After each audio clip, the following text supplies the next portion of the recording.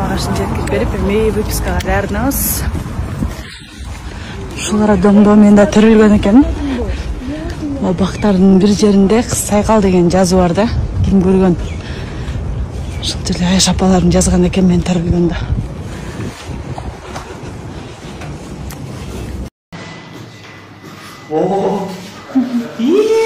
Кичине келе го, эмне ушундай жоңоркун төрөйсүң бу адамдар?